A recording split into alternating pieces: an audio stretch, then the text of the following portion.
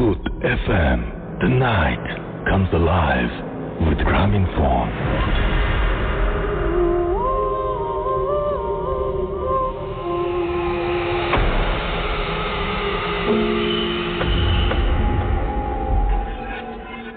ঘড়িতে সময় রাত 11:59 শুনছেন সবসময় রেডিও ফুর্তি 88.0 FM, বাংলাদেশের সর্ববৃহৎ রেডিও নেটওয়ার্ক।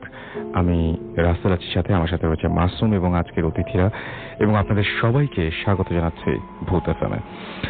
এবং প্রচন্ড গরম কয়েকদিন ধরে, সেই গরমের মধ্যে আজকে রাতে আমরা যখন ভূত এফএমে আমাদের আজকের এপিসোডটি শুরু করতে যাচ্ছি, তখন আপনাদের একটা কথা জানিয়ে দিই। সেটা হচ্ছে যে এই গরমের রাতেও যদি রক্তটাকে হিম করতে চান, যদি চান যে পুরো ঘরে বা আপনি যেখানে আছেন সেখানে শীতল একটা অনুভূতি নিয়ে আসতে, তাহলে অবশ্যই আমাদের সাথে থাকুন এবং পুরোটা সময় আমাদের সাথে থাকতে হবে, কারণ একটার পর একটা দারুণ দারুণ সব ঘটনা নিয়ে সাজানো হয়েছে আজকের এপিসোডটি। এবং আমি ফেসবুকে যেমনটা বলেছি ঠিক সেরকমই আর কি, যে আজকের এপিসোডটি প্রবাবলি এই বছরের এখন পর্যন্ত বেস্ট এপিসোড হতে যাচ্ছে। সো আমাদের সঙ্গেই থাকবেন, এবং শুরুতে জানিয়ে দিচ্ছি কিভাবে আমাদের সাথে কমিউনিকেট করবেন। মোবাইলের মেসেজ অপশনে গিয়ে টাইপ করুন ফুর্তি, FORTI ফুর্তি, স্পেস দিয়ে লিখুন আপনার নাম, স্পেস দিয়ে আপনার মেসেজ পাঠিয়ে দিন 9840 নাম্বারে। যদি আপনি চান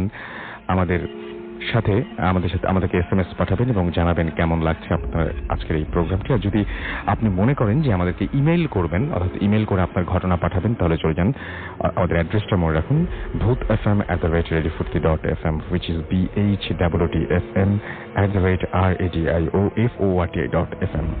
আপনার নাম, ঠিকানা এবং ফোন নাম্বার সহ আপনার জীবনে ঘটে যাওয়া সেরা ঘটনাগুলো লিখে পাঠিয়ে দিন আমাদের কাছে। ঘটনায় অবশ্যই উল্লেখ করুন যে আপনি ঘটনার শুরুতে উল্লেখ করুন যে আপনি ঘটনাটি কি স্টুডিওতে এসে শেয়ার করতে চান, নাকি আপনি চান যে আপনার ঘটনাটা আমি পড়ে শোনাই। আর যারা দেশের বাইরে রয়েছেন তারা সরাসরি ঘটনা কিন্তু না লিখে রেকর্ড করে পাঠিয়ে দিতে পারেন। তবে যদি চান যে আপনার ঘটনা স্থান পাক বর্ষসেরা ঘটনার সংকলন নিয়ে ভূত এফএম যে বইটি বের হয় প্রতি ফেব্রুয়ারিতে, সেইখানে, তাহলে অবশ্যই একটা কপিও পাঠিয়ে দিবেন আমাদের কাছে।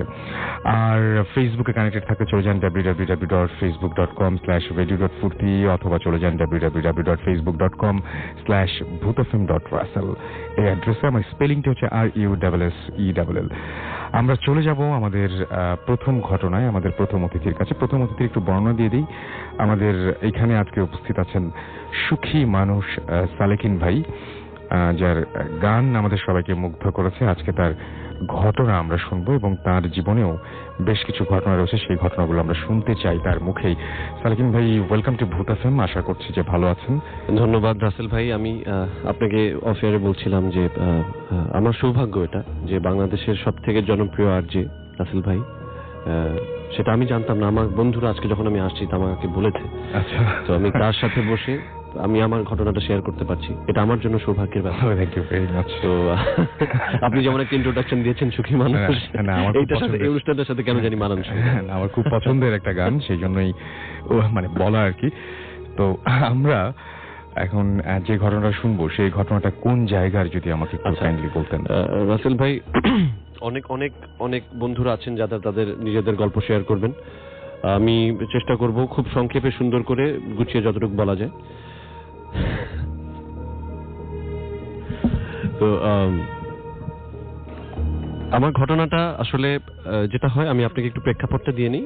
প্রেক্ষাপটটা হচ্ছে আমি লেখালেখি করি, ছোটবেলা থেকে লেখালেখি করছি।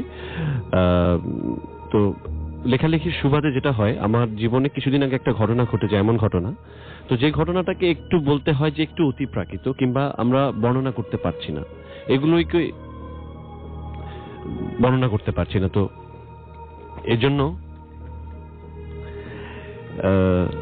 এজন্য যেটা হয়, ঘটনাটাকে অনেকেই ধরে নেয় যে অশরীরীর সাথে রিলেটেড বা এই জাতীয় কিছুর সাথে রিলেটেড। তো বিভিন্ন আমার পরিচিত, অপরিচিত, অর্ধপরিচিত মানুষগুলো এসে আমাকে বলা শুরু করে যে তাদের জীবনে ঘটে যাওয়া বা ভৌতিক, আদি ভৌতিক বা এই জাতীয় কোনো ঘটনা। তো সেখান থেকেই যে ঘটনাগুলো আমি শুনতে থাকি, তার মধ্যে থেকে কিছু ঘটনা আমার খুবই আলাদা মনে হয়েছে। সেই আলাদা ঘটনার যে এক নম্বর ঘটনা যেটা আমার মনে হয়েছে যে আলাদা, সেটা আমি আজকে আমাদের ভূত এফএম এর বন্ধুদের সাথে শেয়ার করতে চাই। তো ঘটনাটা শুরু হয় 2002 সালে, এবং আপনারা জানেন যে 2002 সাল তখন কিন্তু রাজনৈতিক প্রেক্ষাপটটা অনেক ভিন্ন ছিল। তখন আওয়ামী লীগ ক্ষমতায় ছিলেন না। মানে এখন যারা ছিলেন আর কি। তো এটা যেটা হচ্ছিল যে তখন বিরোধী দল যেটা ছিলেন, আচ্ছা এটা একটু ইম্পর্টেন্ট এটা বলা, না হলে আমি আগাতে পারবো না। তো তখন একটা হরতাল জাতীয় কিছু একটা চলছিল। তো এই ঘটনাটা শুনি হচ্ছে আমরা যে বাসায় থাকি সেই পাশের বাসার একটা ছেলে, তার নাম হচ্ছে সোহাগ, সে তখন 10ম শ্রেণীতে পড়ে, এসএসসি পরীক্ষা দেয়নি তখনও। তো ওর ঘটনাটা শুরু হয় ওর বাবার সাথে। ওর বাবা হচ্ছে, ওনার বাবার নাম কোচি। তো যেটা হয় আমাদের ঠিক বাসার পাশেই কোচি ভাই একটা স্লাম চালাতেন আর কি। আমরা আমাদের এলাকার লোকজন বলতাম একটা বস্তি চালাতেন আর কি, এভাবে বলতে পছন্দ করতেন। কিন্তু ইভেনচুয়ালি এখন উনি বাড়ি বানিয়েছেন, ওখানে থাকছেন, কিন্তু ওর সময় একটা স্লাম চালাতেন আর কি। এবং স্লাম চালাতে গিয়ে যেটা হতো, ওনার প্রায়শই বাকবিতণ্ডা হতো, ঝগড়া হতো, এবং পাড়ার সবার কাছে উনি একটা মানে যেটা কি বলে ওই গালাগালি করে যেরকম একজন মানুষ হিসেবে পরিচিত হয়ে গিয়েছিলেন আর কি। উনি একটা খারাপ রেপুটেশন চলে এসেছিল, এবং দেখা যাচ্ছে যে উনি শান্ত থাকতে পারছেন না, ওনার হাতে তসবি, কিন্তু তারপরেও গালাগালি করছেন কারণ কোনো একটা ঝামেলা হয়েছে ওনার লাইফে। এবং উনি খুব রকচটা মানুষ ছিলেন। এরকম উদাহরণ আছে যে কারো কথা পছন্দ হয়নি, উনি ছিলেন একসময় 1970 সালের দিকের বডি বিল্ডার, মিস্টার ঢাকা হয়েছিলেন। ওনার পেশি বহুল মানুষ। তো উনার রাগ হলে উনি নিজেকে কন্ট্রোল করতে পারতেন না। উনি দেখা যাচ্ছে যে একজনের সাথে রাগ হচ্ছে, তাকে একটা 10 ইঞ্চি ইট ছুঁড়ে তার বুকে ছুঁড়ে মারছে, এবং সে হসপিটালাইজ হয়ে গেছে। এরকম ঘটনাও আমরা প্রত্যক্ষ করেছি। যাই হোক, আমি ওনাকে ছোট করতে চাচ্ছি না, ওনার রাগের একটু ছোট একটা বর্ণনা আমরা আপনাকে দেওয়ার চেষ্টা করলাম। তার সন্তান হচ্ছে সোহাগ, যে এই ঘটনাটা আমাকে বলে। এবং তখন ঘটনাটা শুরু হয়, সোহাগের সাথে তার বাবার ঝগড়া হয়। এবং আপনি বুঝতেই পারছেন, কোচি ভাই, আমরা যাকে কোচি ভাই বলি, কোচি ভাইয়ের রাগের একটা ছোট আঁচ আপনাদেরকে দিলাম। তো এই ঝগড়ার কারণে যেটা হয়, সোহাগ মনে করে যে ওই যখন 10ম শ্রেণীতে পড়ছে, 15-16 বছর বয়স, ওর মাথা গরম হয়ে যায়, ও চিন্তা করে এই বাসা ছেড়েও চলে যাবে এবং কোনোদিনই এ বাসায় সে ফিরে আসবে না। সে বাসা থেকে বের হয়ে যায়। এবং আমি আপনাকে বললাম, যেটা আমি এখন ইলাবোরেটলি বলতে পারছি না, রাজনৈতিক প্রেক্ষাপটটা ছিল তখন হরতাল চলছিল। এবং এই হরতাল চলাকালীন সময় যেটা হয়, সে বাসা থেকে বের হয়ে গিয়ে খুব অপ্রস্তুত হয়ে যায়, সে আসলে কোথায় যাবে। কিন্তু সে এমন কোনো জায়গায় থাকতে চায় না যেখানে তার বাবা বা পরিবারের কেউ তাকে খুঁজে বের করতে পারে। আচ্ছা, এরকম একটা সিচুয়েশন তার জীবনে। তো তারপরেও সে কিছুটা রিকশায়, কিছুটা হেঁটে, কিছুটা বাসে, যেভাবেই পারছে, তার ধারণা ঢাকা ছাড়তে হবে, তাহলে তাকে আর খুঁজে পাওয়া যাবে না। এবং যেতে যেতে তার মনে হলো যে সে ফরিদপুর আটরশিতে তার একজন বন্ধু থাকে, তার কাছে যদি সে যেতে পারে, তখন কিন্তু মোবাইল ফোন সেভাবে অ্যাভেলেবল, কিন্তু সবার হাতে নেই। তো সে না জানিয়েই ওর উদ্দেশ্যে রওনা দিয়ে দিল। এবং আপনি জানেন যে এটা ফরিদপুর যেতে হলে একটা ফেরি পার হতে হয়, পাটুরিয়া দৌলতদিয়া ঘাট পার হতে হয়। তো ও সেই সকালে বাসা থেকে বের হয়ে গেছে, বিভিন্ন সংগ্রাম করে রাস্তায় এটার উপর উঠে সেটার উপর উঠে কোন রকম ভাবে সে পার হয়ে ওই ফেরিঘাটে গেল। ফেরিঘাটে যখন গিয়েছে তখন সন্ধ্যা হয়নি, সন্ধ্যে হবে অবস্থা। তো খুব কসরত করে, আমি ইন ডিটেল বলতে পারছি না যেহেতু, সে ফেরিঘাটটা পার হলো। ফেরিঘাটটা পার হওয়ার পর ওপারে গেল, ওপারে গিয়ে তখন সন্ধ্যাটা নেমে গেছে। এবং দুর্ভাগ্যবশত সন্ধ্যা নেমে যাওয়ার পর ওখানে একটু গ্রাম অঞ্চল, তো খুব বেশি যানবাহন ছিল না। তো ওর মনে শঙ্কা জাগে যে আসলে কিভাবে পৌঁছাবে এত রাতে। তো ও কোনো একটা পিকআপ ভ্যানের পিছনে উঠে মানে কিছুক্ষণ অপেক্ষা করে, তারপর সে পিকআপ ভ্যানের পিছনে উঠে ওই আটরশি এলাকাটা পর্যন্ত যাওয়ার একটা প্রচেষ্টা নেয়। এবং দেখা যায় যে সেটা করতে করতে 8:30, 9টার বেশি বেজে গেছে রাত। তো সে গিয়ে পৌঁছায় আটরশির উপকণ্ঠে, এবং এখান থেকে তাকে আটরশিতে পৌঁছাতে হবে তার একটা বন্ধুর বাসায়, যেখানে সে আগে গিয়েছিল। সে খুঁজে বের করবে ঘটনাটা। আমার বেসিক ঘটনাটা এখান থেকে শুরু হচ্ছে। আমি একটু আগে যা দিয়েছিলাম সেটা ছিল হচ্ছে যে ওইখানে সে কি করছে। সোহাগ নামে একটা ছেলে কেন বাড়ি থেকে বেরিয়ে গেছে মন খারাপ করে, আটরশি যাওয়ার উদ্দেশ্যে সেখানে গিয়ে অপেক্ষা করছে। এখন যারা শুনছেন বা আপনারা সবাই জানেন যে ঢাকায় 8টা 9টা তেমন কোনো রাত নয়, কিন্তু ওরকম একটা এলাকার জন্য কিন্তু সেটা বেশ রাত। এবং সেই সময়টা কিন্তু হরতাল চলছে, মানুষজনের এত আনাগোনা নেই। তো ও খুব মানে চিন্তাক্লিষ্ট থাকে যে আসলে শেষ পর্যন্ত কিভাবে পৌঁছাবে। হেঁটে যেতে হলে খুব কষ্টকর ব্যাপার, এবং হেঁটে যেতে হলে হয়তো চিনবেও না, কারণ কেউ একজন যদি একটা পার্টিকুলার জায়গায় তাকে নামিয়ে দেয়, সেখান থেকে সে যাওয়াটা তার জন্য ইজি। এবং এরকম যখন চিন্তা করছিল সে, তখন খেয়াল করে যে একটা ভ্যানওয়ালা চলে যাচ্ছে। সে দৌড়ে যায় ভ্যানওয়ালাটার কাছে এবং গিয়ে বলে যে ভাই দেখেন, আমি অমুক একটা জায়গায় যেতে চাই, আমাকে আপনি দয়া করে নামিয়ে দিন। ভ্যানওয়ালা বলে দেখেন ভাই, আমি তো ক্লোজ করে দিছি, এখনো চালাইতে পারবো না, বাসায় চলে যাচ্ছি, এইভাবে কিছু একটা তাকে বলে। এবং বলে যে, তখন সোহাগ বুঝতে পারে যে আসলে ভ্যানওয়ালাটা যদি আসলেই চলে যায় ওর জন্য খুব কষ্টকর হবে তার গন্তব্যে পৌঁছানো। তো ভ্যানওয়ালাটাকে অনুরোধ করে, ভাই দেখেন এত রাতে আমি কিচ্ছু পাবো না, আপনি দয়া করে আমাকে কাছাকাছি কোথাও নামিয়ে দিন, সেখান থেকে আমরা যাব। তো সে ভ্যানওয়ালাটা তাতে রাজি হয়, তার মনটা গলে এবং সে যাত্রা শুরু করে। আচ্ছা, যাত্রা শুরু করার পর সে কিন্তু নিজের কষ্ট এবং ব্যক্তিকেন্দ্রিক যেটা দুঃখ নিয়ে চিন্তা করছিল, আশেপাশের দিকে তার এত লক্ষ্য ছিল না। সে আমাকে তার কণ্ঠে যেটা বলেছে, এবং এটা বলছিল যে খুব শুনশান একটা ভ্যান চলে যাচ্ছে, গ্রাম অঞ্চল, কাঁচা পাকা পথ, ঝিঝি পোকার শব্দ শোনা যাচ্ছে। পরিবেশটা আসলে খুব ভৌতিক যে তাও না, স্বাভাবিক পরিবেশ। এবং এভাবেই যখন যাচ্ছিল ভ্যানটা, তখন কিছু দূর যাওয়ার পর ও বলল যে ভ্যানটা থামানো হয় এবং দেখে একজন বৃদ্ধ এবং একজন বৃদ্ধা ভ্যানে ওঠার জন্য অপেক্ষা করছে। তো বৃদ্ধ এবং বৃদ্ধা সে ভ্যানে ওঠে, কারণ এত রাতে তারা কই যাবে। তো তারা সেই ভ্যানে ওঠে এবং তারাও গন্তব্যের কাছাকাছি কোনো এক জায়গায় নামবে, এবং তাতে কোনো প্রবলেম ছিল না। সোহাগের বললো যে উঠতেই পারে, এবং আমি তাদের দিকে লক্ষ্যও দিচ্ছিলাম না, এবং তারাও যে আমাকে খুব ডিস্টার্ব করছিল তাও নয়। তো তারা ওঠে এবং একটা সময় পর তাদের যখন গন্তব্য এসে যায়, তারা ভ্যান থেকে নেমে যায়। এবং ভ্যান থেকে নেমে যাবার সময় যে বৃদ্ধ লোকটি উঠেছিল, বৃদ্ধ লোকটি সোহাগের চোখের দিকে তাকিয়ে বলে, বাবা তোমার আর কোনো ভয় নেই। সোহাগ এতক্ষণ কিন্তু তার নিজের ব্যক্তি চিন্তায় মত্ত ছিল, তার রাগ নিয়ে, তার ক্ষোভ নিয়ে মত্ত ছিল। হঠাৎ করে একটা অচেনা বৃদ্ধ, ও ভয় পায়নি তখন, মানে চিন্তিত হয় যে কেন কেন বলছেন, কেন বলতেছেন। বৃদ্ধ হাসি দিয়ে চলে যায় এবং উত্তর দেয় না। তো তার 2-4 মিনিট পরে সে পৌঁছে যায় হচ্ছে তার গন্তব্যে, যেখানে তার বন্ধুর বাসা তার কাছাকাছি। এবং এত রাতে গিয়েও বন্ধুকে বলে যে আমি আসছি। বন্ধু জিজ্ঞেস করে কিভাবে আসছিস, মানে কেন, কি হইলো না হইলো, সব বৃত্তান্ত। শেষ মুহূর্তে জানতে পারে যে সে এখানে একটা ভ্যান যোগে এসেছে, এবং ভ্যানে আবার এরকম একজন বৃদ্ধ এবং বৃদ্ধা উঠেছিলেন যে আবার তাকে এরকম একটা কথা বলছে। তো তখন সোহাগের বন্ধুটা তাকে বলা শুরু করে যে এখান থেকে 1 থেকে 2 মাস আগে এই ভ্যানের কাহিনীটা বলা শুরু করে, যে দোস্ত দেখ এরকম ঘটনাটা হয়েছে যে আমাদের এলাকায় এরকমই একটা সময়ে এই ভ্যানটা রাতের বেলা তার কাজ শেষ করে বাসার দিকে ফিরছিল। কিছু দূর যাওয়ার পথে 2 জন পুলিশ তাকে পথরোধ করে এবং পথরোধ করে বলে, এই দেখ এখানে একটা চাটাই মোড়া আছে, এখানে একটা জিনিস আছে, এটা তোর পৌঁছায় দিতে হইব। কই পৌঁছায় দিতে হইব? একটা এলাকার নাম বলে। তো বলে, স্যার দেখেন আমার তো বাসা উল্টা দিকে, আমি যদি ওই দিকে যাই আমার বাসায় ফিরতে ফিরতে দেরি হয়ে যাবো, আপনি আজকে আমারে ছাইড়া দেন। তো পুলিশ ওকে একটা কুৎসিত ভাষায় গাল দেয়, বলে কুৎসিত ভাষাটা আপনি বুঝেই নেন। তো বলে যে এটা তোর উড়াইতে হইব। ওটা ছিল একটা, ওই সময় পলিটিক্যাল কিলিং চলছিল, তো একটা চাটাই মোড়া একটা লাশ। তো লাশটা নিয়ে একটা জায়গায় পৌঁছে দিতে হবে। অনিচ্ছা সত্ত্বেও সেই ভ্যানওয়ালাটাকে, সেই লাশটাকে ওঠায় তার ভ্যানে এবং উল্টো পথে তার যাওয়া শুরু করতে হয়, কারণ কোনো অবকাশ তো নেই। 2 জন পুলিশের দায়িত্ব পড়েছে এই লাশটাকে কোনো একটা জায়গায় পৌঁছে দেওয়ার, সম্ভবত কোনো মর্গে বা কোথাও।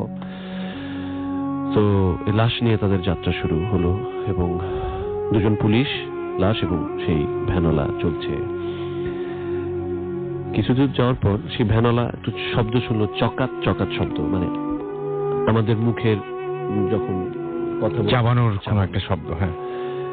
তো ভ্যানওয়ালা কোশ্চিন কেন চিন্তা করে, সে চালাতে চালাতেই সে পেছন ফেরে এবং পেছন ফিরে দেখে যে 2 জন পুলিশ সেই লাশটাকে খাচ্ছে।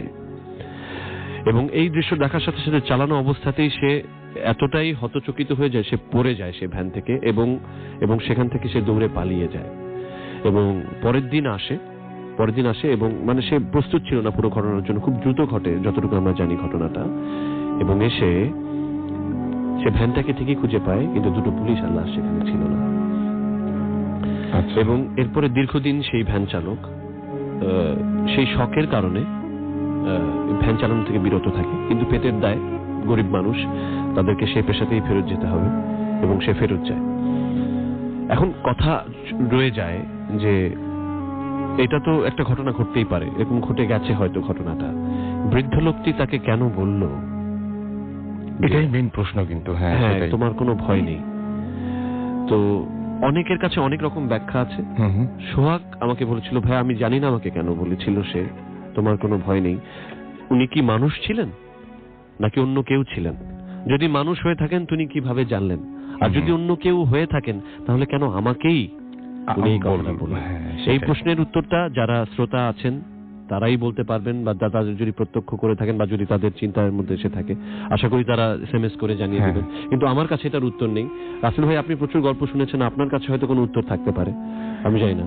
তো আমি আপনার কাছে মানে মেইনলি এখন যদি কাউকে জিজ্ঞেস করি, প্রথমে বলবেন যে পুরো জিনিসটাই কেউ হ্যালুসিনেট করেছে, পুরো জিনিসটা মানে চোখের সামনে ঘটেছে কিন্তু সেটা সত্যি না। আবার অনেকে বলবেন যে এরকম ঘটনা মানে আমরা এরকম ঘটনা কিন্তু আগেও বেশ কিছু শুনেছি, এরকম ঘটনা বিভিন্ন জায়গায় ঘটে। তো এটার ব্যাখ্যা আসলে এখনো পর্যন্ত এইরকম ঘটনা যেহেতু এর আগেও ঘটেছে এবং এরকম ঘটনা আমরা পেয়েছি, এখানে শোনানোও হয়েছে, কেউ যখন ব্যাখ্যা দেননি তার মানে আমি ধরেই নিচ্ছি যে আপনার মতো আমার মতো আরো অনেকের কাছে এটার ব্যাখ্যা জানা নেই।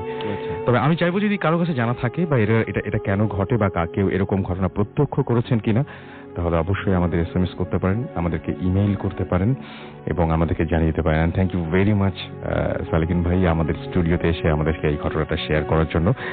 এবং আমি দেখতে পাচ্ছি যে অনেকে আমাদেরকে এখানে, আমার মনে হয় এখন পর্যন্ত এই বছর যতগুলো এপিসোড হয়েছে তার মধ্যে ধরে নিতে পারেন বেস্ট এখনো পর্যন্ত আমার মনে হচ্ছে। দেখা যাক ঘটনাগুলো কিভাবে আপনাদেরকেও আকর্ষিত করে বা নাড়া দেয়। আমরা চলে যাব আমাদের পরবর্তী অতিথির কাছে, কোনো কথাবার্তা না বলে তারপরে ফেসবুকের কমেন্ট পড়বো, কারণ এই ঘটনাটা অসম্ভব রকমের ভয়ঙ্কর একটা ঘটনা। এবং আমি সরাসরি চলে যাচ্ছি আমাদের অতিথির কাছে। আপনার নামটা প্লিজ একটু বলবেন। আপনি আসতে চাননি, আপনাকে জোর করে নিয়ে আসছি মিরপুর থেকে, আমি সেটা জানি। আপনার নামটা একটু সবাইকে বলে দেন। থ্যাংক ইউ রাসেল ভাই।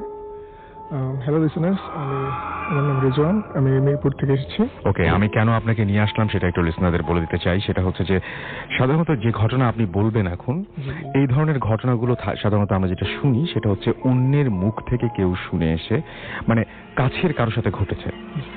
খুব অল্প কিছু মানুষের সাথে হয় যে সরাসরি এই ধরনের ঘটনা তিনি নিজের চোখে দেখেছেন, যে ঘটনাটা আপনি দেখেছেন। তখন আমার মনে হচ্ছে যে আপনার ওই লেখাটা যদি আমি পড়ে দিতাম অন এয়ারে, তাহলে এতটা মানুষজনের বোঝার পক্ষে অনেক মানে কঠিন হয়ে যেত, আপনি অনেক ভালো করে বলতে পারবেন। সো আমরা চলে যাই সেই ঘটনায়। ঘটনার প্রেক্ষাপট ছিল চট্টগ্রাম, রাইট? চলে যাই ঘটনায়। ওকে, ঘটনাটা ছিল 2007-8 দিকে। আমি তখন ক্লাস 8 পড়ি। তো আমার স্কুলটা ছিল ক্যান্টনমেন্ট পাবলিক স্কুলে, আর স্কুলে অনেক রেস্ট্রিকশন ছিল। আমাদেরকে সবসময় আপ টু ডেট থাকতে হতো, পরিষ্কার পরিচ্ছন্ন থাকতে হতো। তো যেদিন ঘটনাটা, সেদিন রাতে সন্ধ্যার পরে আমি পড়াশোনা করলাম। পড়াশোনা শেষ করে আমি আমার পরের দিন স্কুলের জন্য আমি আমার ব্যাগ গোছালাম, বই খাতা গোছাচ্ছি। তখন আমি দেখলাম যে আমার রুটিনে যে ক্লাসটা আছে সেই ক্লাসগুলো আমাদেরকে চেক করা হয়। আমাদের ড্রেস আপ, চুল ছোট করা আছে, সবকিছু এরকম চেক করে। তো তখন ওই রুটিনে ওই সাবজেক্টটা দেখে তখন আমার মনে পড়লো যে আগের যে ক্লাসে আমাকে ওয়ার্ন করেছিল এবং চুল কাটানোর দরকার ছিল, চুল বড় হয়ে গেছিল। তো এখন এবং আপনি দেখেছিলেন যে পরের দিন আপনার ড্রিল ক্লাস ছিল, হ্যাঁ, বেসিক্যালি সাবজেক্টটা ছিল শারীরিক শিক্ষা।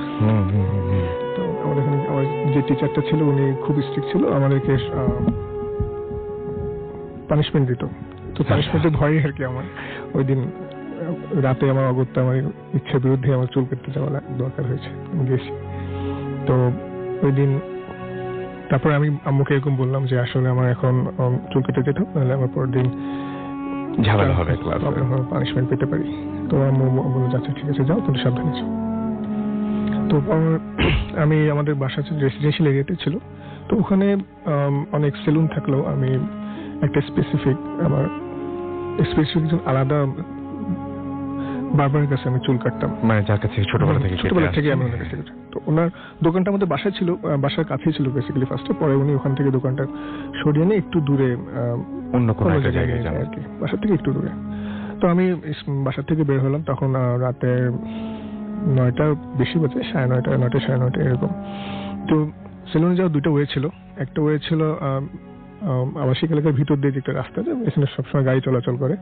আরেকটা রাস্তা ছিল আমাদের বাসার উল্টো দিক দিয়ে, যে মানে বাসার থেকে যদি সোজা রাস্তা বের হয় তাহলে মেইন রোডটা পড়ে, আর বাসার থেকে যদি উল্টা দিকে যাই তাহলে হলো একটা শর্টকাট ওয়ে পাবো, সেই ওয়েতে দিয়ে আমি সেলুনে যেতে পারবো। এবং সেই শর্টকাট মানে সেই রাস্তাটা ছিল এরকম, এক পাশে ছিল মাঠ, খেলার মাঠ, এবং আরেক পাশে ছিল পুরোটাই মাঠ ছিল, কিন্তু মাঠের অর্ধেকে হচ্ছে একটি স্কুল কনস্ট্রাক্টেড অবস্থা ছিল আর কি। আচ্ছা। তো দুইটা মাঝখান দিয়ে মানুষ হাঁটাচলা করতো। তো আমি সেই পথে সেই পথ দিয়ে যাচ্ছি। তো বেসিক্যালি ওই স্কুলটা পিছে আপনার একটা সরকারি কোয়ার্টার ছিল, এবং সরকারি কোয়ার্টারের পাশে সরকারি কোয়ার্টার আশেপাশে এমনি আমরা দেখি যে গাছপালা থাকে সচরাচর, একটু বড় জায়গা নিয়ে। হ্যাঁ, একটু বড় জায়গা নিয়ে, স্পেস নিয়ে ওরা ইয়েটা করে। আর ওটার পাশে ওই কোয়ার্টারের সামনের দিকে হচ্ছে মাঠ, মাঠের এক সাইডে কনস্ট্রাক্টেড স্কুল ছিল। এই দুইটা জায়গার মাঝখানে এই রাস্তা যাওয়ার পথে সেই স্কুলটার পিছেই একটা পরিত্যক্ত রুম, বা একটা পরিত্যক্ত রুমই বলতে পারেন। আচ্ছা। ওখানে সম্ভবত কোয়ার্টারের কোনো গার্ড বা কারো ইয়া ছিল, আপনার গার্ডরা ওখানে থাকতো, কিন্তু পরবর্তীতে ওটা ইউজ হতো না, পরিত্যক্ত অবস্থায় ছিল। এবং ওই জায়গাটা, ওই রাস্তাটা মানুষজন ইউজ করতো না। আর ওই যে বদনাম ছিল নানান ধরনের। আর ওই যে পরিত্যক্ত যে বাসাটার কথা বলতেছি, বা যে রুমটা, বাসা তো বলা যাবে না, ছোট একটা রুম। তো ওখানে আসলে এলাকার ছেলেপেলেরা যারা একটু অসামাজিক ছিল, ওরা ওখানে অ্যাডিকশন বা এইভাবে ক্রাইম হতো ওখানে বিভিন্ন, ওই পথটা মানুষজন সচরাচর ইউজ করতো না। এখন ওখানে স্কুল হয়ে গেছে, সেই মাঠ এখন আর নেই, সেই মাঠে ওখানে এখন বাড়িঘর হয়ে গেছে, অ্যাপার্টমেন্ট বাড়ি হয়ে গেছে। তো সেই সরকারি কোয়ার্টারটা আছে এখনো। আমি ওই রাস্তা দিয়ে যাচ্ছি, যাওয়ার পরে আমি ওই পরিত্যক্ত সেই বাসাটা আমি অলরেডি ক্রস করছি। ক্রস করে আমি যখন সেই সরকারি কোয়ার্টারের যে গাছপালা, চারপাশে যে গাছপালা, সরকারি কোয়ার্টারের সাইড দিয়ে যাবো, জাস্ট ক্রস করার কিছু মানে ক্রস করছি, ক্রস করার পরপরই আমাকে পিছন থেকে একজন ডাক দিল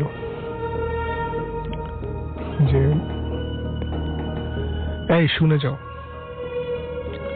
তো ডাকটা শুনে আমি পিছনে তাকালাম, এবং পিছনে তাকিয়ে আমি দেখলাম যে নর্মালি একটা ছেলে, 24-25 ইয়ার্স একটা ছেলে দাঁড়িয়ে আমাকে ডাকছে। আমি তখন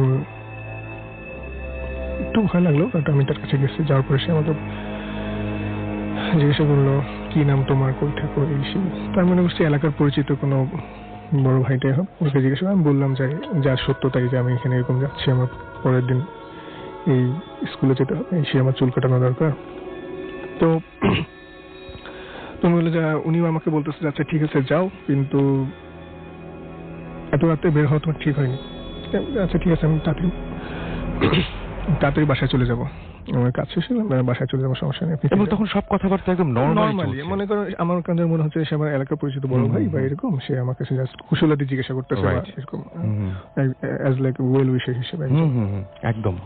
তো আমি তখন আমার ভিতরে কোনো ধরনের ভয় কাজ করেনি, কিন্তু ওই যে একটা খারাপ রেপুটেশন ওই জায়গাটা, সেই জিনিসটা কিন্তু ভিতরে একটু হলেও আমার কাছে ফিল হচ্ছিল। তো তখন আমি যখন আমাকে বলতে আছে ঠিক আছে চলে যাও, আমি আবার যখন হাঁটছি, তো 5-10 ফিট সামনে এগোনোর পরে এরপর আমাকে একটা ডাক দিল, কিন্তু এই ডাকটা ছিল একটু অন্যরকম।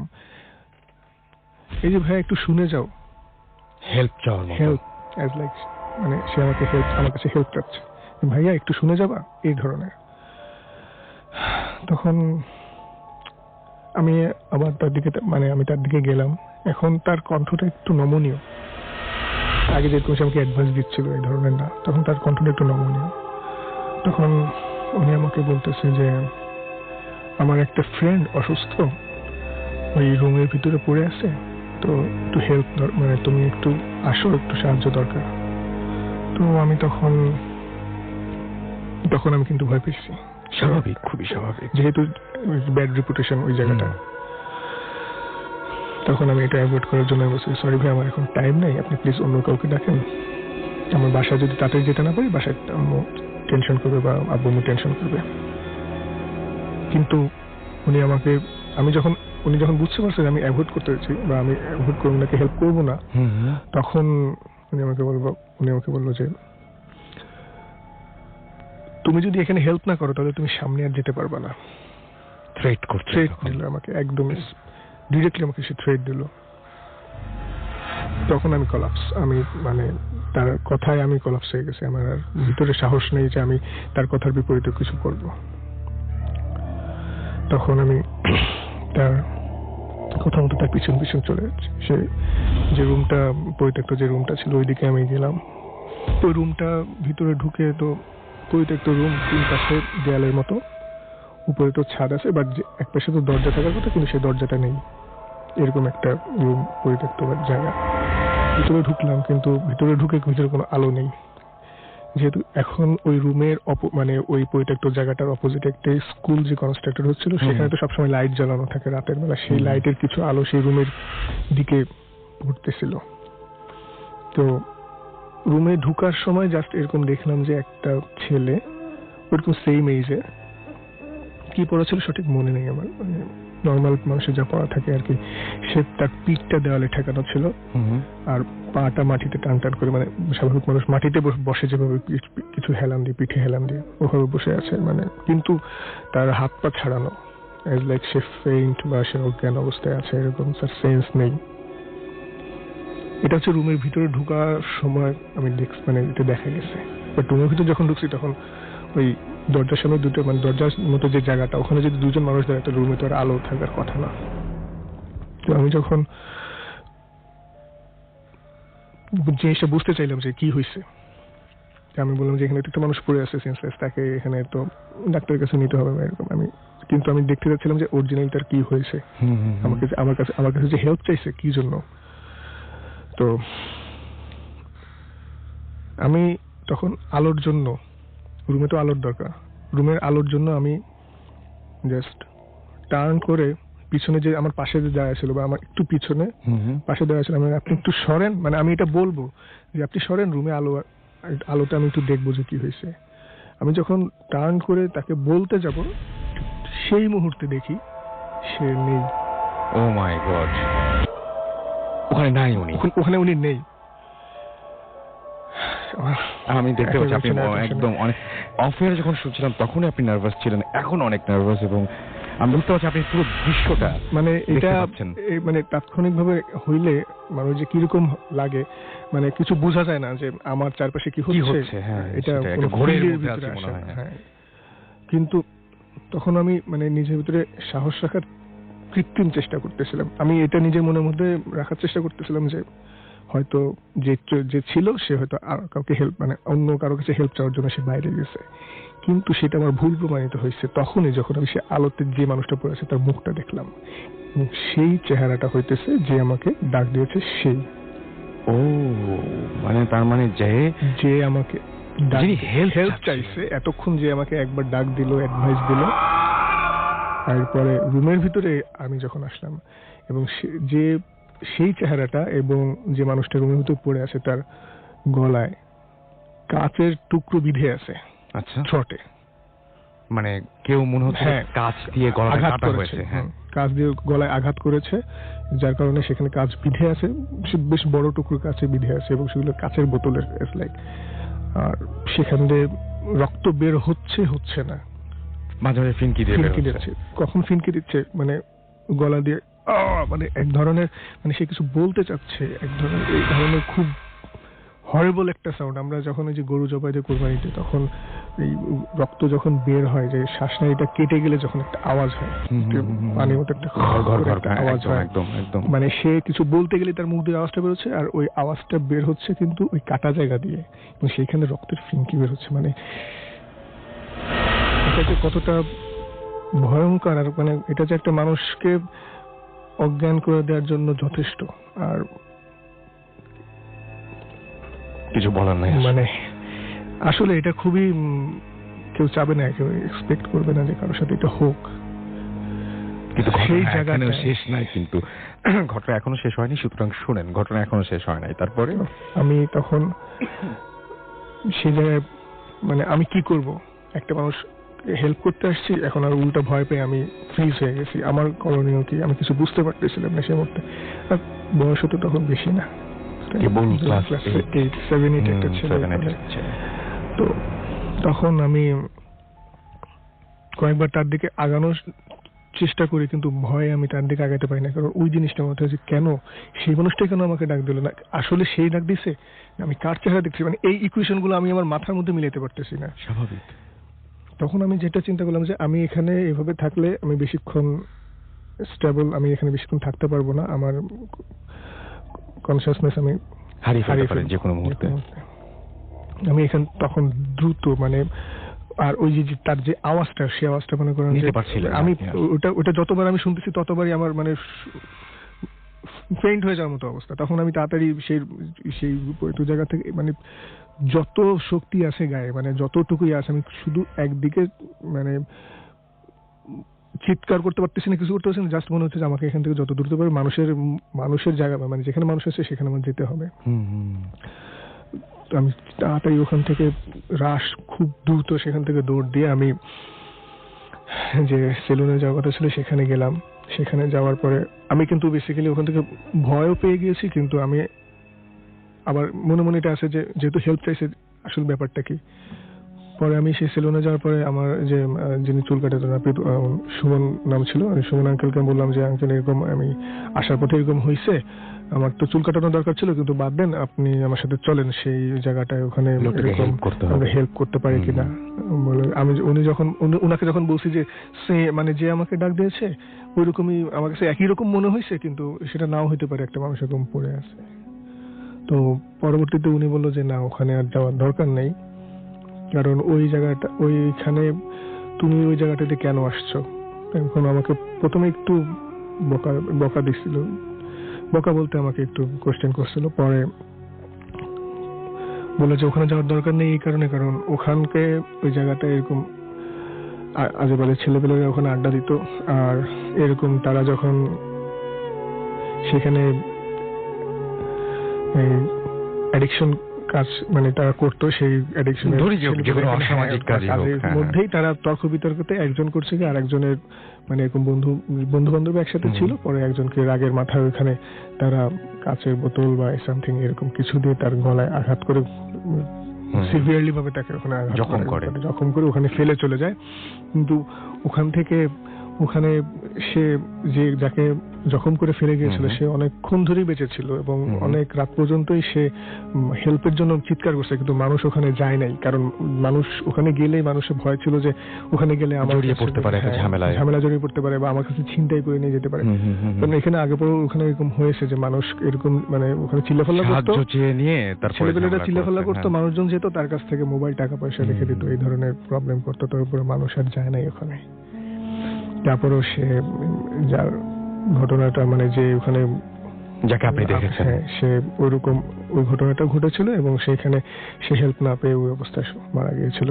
তো হয়তো জানি না আমার সামনেই কেন আবার সেরকম হেল্প ছিল বা আমি কেন এটা দেখলাম, এটার উত্তর আমি আজ পর্যন্ত খুঁজে পাইনি। হয়তো আপনি ওখানে একা ওইভাবে গিয়েছিলেন বলেই হয়তো আরো অনেকেই আছে যারা হয়তো ওই দৃশ্যটা নিজের চোখে দেখেছেন, তাদের সবার খবর তো আমরা জানি না, কিন্তু আপনি যেটা তার মানে ব্যাপারটা হচ্ছে এরকম, আপনি যাকে দেখেছিলেন সে কয়েকদিন আগেই মারা গিয়েছেন, মানে খুন হয়েছেন তিনি, যাকে আপনি দেখেছিলেন, এবং সেই দৃশ্যটার পুনরাবৃত্তি ঘটেছে আবার আপনার চোখের সামনে। আপনি মার্ডারটা দেখেন নাই, বাট তারপরের যে অবস্থা সেই অবস্থাটা দেখেছেন, যেটা আগের ঘটনা, right.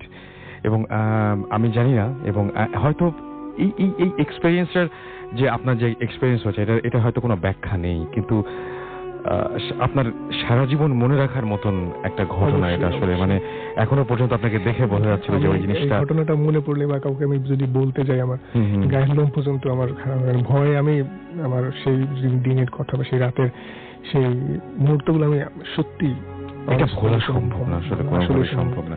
And thank you very much. আপনি আসতে চাননি, তারপরে আপনাকে বলার সঙ্গে সঙ্গে আপনি রাজি হয়ে গেছেন, এবং আমি যে ঘটনাটা এখন আমরা আপনাদের সামনে নিয়ে আসছি সেটি এই দেশে ঘটেনি, ঘটেছে আমাদের পার্শ্ববর্তী দেশ ইন্ডিয়ায়, এবং সেইখানেই একটা পরিবারের ঘটনা। যে পরিবারের যিনি এখানে আছেন তিনি বলছিলেন যেমন ভাবে, সেভাবেই আমি যদি বলি তাহলে সেই পরিবারের একটা সুনাম ছিল সেই এলাকায়। সেই পরিবারের অধিকাংশ মানুষ উচ্চশিক্ষিত হবার কারণে হোক বা অধিক মাত্রায় তারা সেই জায়গায় পাওয়ারফুল ছিলেন সেই কারণেই হোক, বা তাদের মধ্যে কেউ ছিলেন ব্যারিস্টার, কেউ ছিলেন সওদাগর, কিন্তু একটা জিনিস তাদের ফ্যামিলিতে শুরু থেকেই ছিল, সেটা হচ্ছে তারা খুবই সেই ফ্যামিলির সবাই খুব পরহেজগার ছিলেন এবং তারা খুব আল্লাহওয়ালা লোক ছিলেন, এবং সেখানে বাস করতেন তারা 24 পরগনায়। এবং সেইখানে তারা যে ওই পরিবারেরই যাদের ঘটনা বলবো তাদের মধ্যে এই যে জিন ধরে রাখা, বোতলে ভরে রাখা, তারপরে মানুষের বিভিন্ন ঝাড়ফুঁক করা, এই সমস্ত ব্যাপারগুলোর জন্য তারা বেশ পরিচিত ছিলেন ওই এলাকায়। এবং এইরকমই, এবং তারা তাবলিগ জামাতের সাথে জড়িত ছিলেন, এবং সেটার জন্য তাদের বিভিন্ন সময় তারা বিভিন্ন জায়গায় চলে যেতেন। তো কোনো একটা জায়গার ঘটনা তিনি আজকে আমাদের শোনাবেন, এবং ঘটনার মাঝখানে হয়তো পরিবারের বর্ণনাও তিনি দেবেন। এবং এই ঘটনাটা ঘটেছিল তারা যেখানে থাকেন সেখানে না, সেখান থেকে অনেক দূরে দিল্লির একটা জায়গায়, রাইট? আপনার নামটা একটু প্লিজ বলবেন এবং আপনি কোথা থেকে এসেছেন? আমি মিসেস খান। আপনার ছেলেও আছেন আজকে সঙ্গে, তার ঘটনা আমরা শুনবো আপনার বাসা নিয়ে। ঢাকা থেকে নিয়ে বলছি। তা আমাদের নানার বাড়ি আর কি ইন্ডিয়া। তা আমরা প্রত্যেকে, যখন আমার মায়ের সাথে যাওয়া হতো তখন প্রত্যেক বছরই যেতাম। তারপরে বড় হওয়ার পরে আমরা প্রায় গেছি। তারপর আমাদের বিয়ে হওয়ার পরও গেছি। তা আমার মামা ছিলেন আমার চাচাতো ভাই, উনি এবার অনেক পরেজগার ছিলেন। উনি মানে একটা মসজিদের একটা মাদ্রাসার টিচার ছিলেন। ওটা আকরা, পরে আকরা স্টেশনের সাথেই মাদ্রাসা, বড় মাদ্রাসা। আমার মনে হয় যারা ইন্ডিয়াতে থেকে শুনছেন তারা আপনার জায়গাগুলো বুঝতে পারছেন, সুতরাং জায়গার নাম বললে আরো ভালো হয়, আমাদের অসুবিধা নাই। হ্যাঁ, আকরার সাথেই স্টেশনের সাথে একটা মানে মাদ্রাসা, ওনার টিচার ছিলেন। তা উনি অনেক মানে ঝাড়ফুঁক করতেন, বা অনেকের অসুখ বিসুখ বা মুসলিম অমুসলিম সবাই আসতেন ওনার কাছে।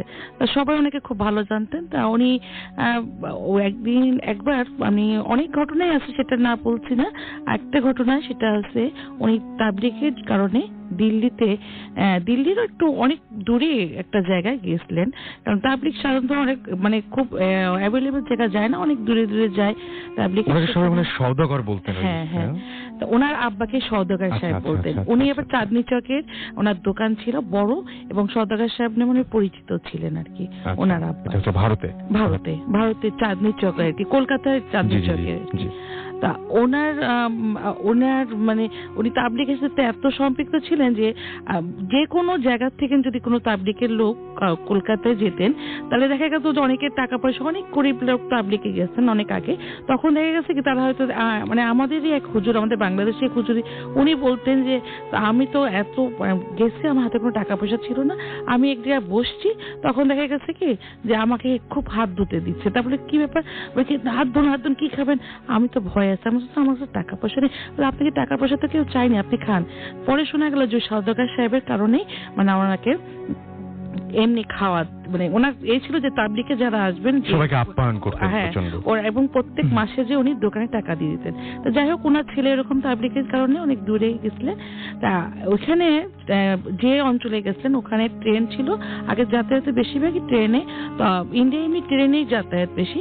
তা ওখানে ঠিক সন্ধ্যা 6টায় মানে লাস্ট ট্রেনটা ছিল। তো উনি তো জানতেন না। উনি স্টেশনে যাওয়ার পরে ট্রেন স্টেশন মাস্টার বলছেন যে আপনি তো এখন তো আপনাকে ওয়েট করতে হবে, কারণ এখন তো কোনো ট্রেন নাই, কারণ সে 6টায় লাস্ট ট্রেন চলে গেছে এবং আপনাকে ওয়েট করতে হবে আবার ভোর 6টায়। তা আপনি তাহলে বসেন। তো উনি কি করবেন, উনি বেডিং নিয়ে উনি স্টেশনে একপাশে রেখে উনি উজু করছিলেন। মনে করলেন যে আমি একটু বসে নামাজ কালাম পড়ি। স্টেশনে একপাশে বসে উজু করছে, এই সময় দেখলেন যে স্টেশনের কাছে মানে কাছাকাছি একটা ঘোড়ার গাড়ি এসে থামলো, এবং বেশ ক্রেতাদস্ত একটা লোক এসে ওনাকে একটা মানে পায়ের সালাম দিলেন ও হিন্দিতেই, দিয়ে বললেন যে আপনি কি রইসুদ্দিন সাহেব? তা বলছে যে জি। তা বলছে কি যে আপনাকে আমাদের মাঝে একটু ডাকছেন এবং তার খুব সমস্যা, মাঝি আমার খুব তার খুব সমস্যা, আপনাকে যেতে বলছে। তো উনি বললেন আমার কি এখানে, আমার যেহেতু ওনার নাম বলছে তাহলে উনি মনে করেন হয়তো চেনা টেনা অনেকেই তো আসে ওনার তদবির নিতে, হয়তো কেউ একজন এখানে কাছাকাছি আসেন। তা উনি বললেন যে আপনি একটু চলেন। তখন উনি বললেন যে আমি এগুলো নিয়ে যাবো। বলে হ্যাঁ, বেডিং টেডিং ওনাকে নিয়ে ওনাকে বেশ ঘোড়াগাড়িতে নিয়ে গেলেন এবং ঘোড়াগাড়িটা বেশ কতক্ষণ গেছে উনি বলতে পারবেন, যে একটা বড় একটা বেশ অট্টালিকার মধ্যে বেশ বড় একটা বাড়ির সামনে থামলেন এবং ওনাকে খুব আপ্যায়ন করে ভিতরে নিয়ে গেলেন। তো নিয়ে যাওয়ার পর দেখলেন যে অনেকেই আছে এবং মাঝি যেটা বললেন ওনার সাথে বললেন, সালাম দিলেন, ওনাকে বসতে বললেন এবং দেখা গেল কি ওনাকে হাত মুখ ধুতে দিলেন, গরম পানিও দিলেন। দেওয়ার পর উনি হাত মুখ ধুয়ে খেতে বসলেন। দেখে অনেক খাবার, টেবিল ভরা খাবার। উনি বললেন যে আমি এত কিছু খাবো না, আমি একটু মাংস একটু পরোটা খাবো। তা উনি খেতে যখন বসছেন তখন ওনার পাশে একজন মহিলা ঘোমটা দিয়ে মানে খুব কাছাকাছি দাঁড়িয়ে আছে। ওনার খুব অস্বস্তি হচ্ছিলেন যে একজন মহিলা মানুষ উনি এত কাছে দাঁড়িয়ে আছেন। তা উনি মানে খুব অস্বস্তি ফিল করে খেলেন। তারপরে ওনার খাওয়া শেষ হওয়ার পর ওনাকে দুধ খেতে সাধলেন। উনি বললেন যে না, আমি মাংস খেয়েছি তো এখন আমি আর দুধ খাবো না, আমি একটু বিশ্রাম নেব। তা বললো যে ওনারা একটু কথা বলো না, দেখে ওনার একটু অবাক লাগছে যে ওনাকে ডেকে আনলেন এত করে। তা ওনা যাই হোক উনি বললেন যে আমি ওনাকে একটা রুম দেখিয়ে দিলেন, উনি যে ওখানে যে শুয়ে পড়লেন, দরজাটা আটকে শুয়ে পড়ছেন। বেশ মানে কতটুকু সময় উনি বলতে পারবেন না, দেখুন আর দরজা নক করছে। তো উনি একটু বিরক্ত হলেন যে এত রাত্রে আবার দরজা নক করছে। তারপরে মানে আরেকবার দরজা যখন নক করা হলো তখন উনি বললেন কি যে আমি সকালে কথা বলি, আমি একটু ঘুমাচ্ছি, আমি একটু বিশ্রাম নিচ্ছি। তারপরে কোনো কথা ওখান থেকে আওয়াজ আসেনি, আবারও নক করলেন। এরকম 3 বার করার পরে 2-3 বারই হয়েছে উনি দরজা খুললেন। দরজা খোলার পর দেখি সেই যে ঘোমটা আলা মহিলা, উনি তখন ওনার হাতে একটা বলে কি এটা ধরেন, আর একটা কথা ছিল আপনার সাথে, আমরা কিন্তু কেউ জীবিত না, আমরা সব মৃত এবং আমরা 19 জন এই বাসায় পুড়ে গেছি, পুড়ে মারা গেছি। হাতে কি ধরিয়ে দিয়েছিলেন? একটা কাগজ ধরিয়ে দিলেন এবং বললেন যে আমরা কেউ জীবিত না, আমরা সব মৃত এবং এই কাগজের যে নামগুলো আছে আপনি তাদের নাম একটু দোয়া করে দিবেন। কি অদ্ভুত একটা এই কাগজটা যে নামগুলো আছে একটু দোয়া করে দিবেন, আর আপনি এখনই এই মুহূর্তে চলে যাবেন এখান থেকে, আপনি এখানে থাকবেন না। তখন উনি তো যেহেতু এইসব ব্যাপারে উনি যেহেতু আসছে ওনার পরিচিত, উনি অনেক মানে জিন টিন ছাড়িয়েছেন, হ্যাঁ, আর এবং এইসব ব্যাপারে ওনার যে মাদ্রাসায় যেতেন আসতেন পথে অনেক সময় অনেক রকম ঘটনা ঘটেছে ওনার, এবং সেইগুলো নিয়ে উনি অভ্যস্ত ছিলেন। যার জন্য উনি করলেন কি ওনার কথা মতো উনি সঙ্গে সঙ্গে বাসার থেকে মানে ওই অবস্থায় উনি তাড়াতাড়ি বের হয়ে পড়লেন এবং বের হয়ে পড়ার পর দেখা গেছে উনি কিভাবে আসছেন জানি না, যাই হোক উনি স্টেশনে আসার পরে দেখা একটু সকাল সকাল আসছে, তখন স্টেশনে আসার পরে আপনি কোথায় গেছিলেন? তখন উনি বললেন যে আমাকে একজন নিয়ে গেছিল, এখানে একটা বড় বাড়িতে নিয়ে গেছিল। তখন স্টেশন বলে এখানে বড় বাড়ি তো কোনো বড় বাড়ি নাই। তখন বলে কি না আমাকে নিয়ে গেছে, বলে কি না এখানে তো ছিল অনেক আগে, তা সেটা তো পুড়ে টুড়ে গেছে। তারপরে না আমি গেছি, বলে কি তখন উনি আসলে জানার জন্যই যে আসলে কি ব্যাপারটা কতটুকু কি এই জানার জন্য স্টেশন মাস্টারকে বলার পরে স্টেশন মাস্টার বলেন কি যে আপনি চলেন তো কোথায় আপনি বলতেছেন।